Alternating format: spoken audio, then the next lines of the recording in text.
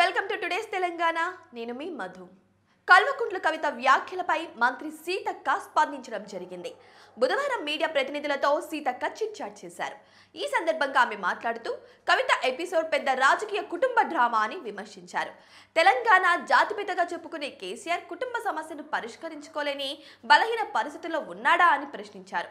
నలుగురు కుటుంబ సభ్యులను కూర్చోబెట్టి మాట్లాడి సర్దుబాటు చేయలేని స్థితికి చేరుకున్నాడా అని అడిగారు.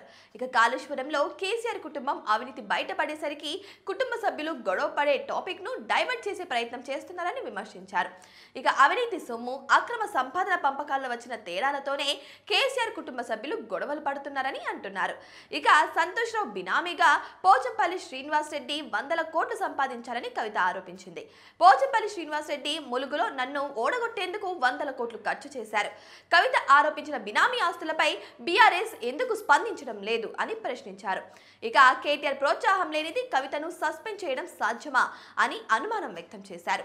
ఇక కేటీఆర్ ను కవిత వెనకేసుకురావడం కూడా పెద్ద డ్రామా అని చెప్పారు. మొదట కేటీఆర్ ను టార్గెట్ చేసిన కవిత ఇప్పుడు హరీష్ రావు, సంతోష్ రావులను టార్గెట్ చేశారని గుర్తు చేశారు. ఈ విషయంలో బీఆర్ఎస్ మహిళా నాయకులు జాగ్రత్తగా ఉండాలని చెప్పారు. రేపు మళ్ళీ కేసీఆర్ కుటుంబం మొత్తం ఒకటవుతుందని, అనవసరంగా కేటీఆర్ దృష్టిలో పడాలని కవితపై నోరు జారితే మీకే ఇబ్బంది అని హితవు పలికారు.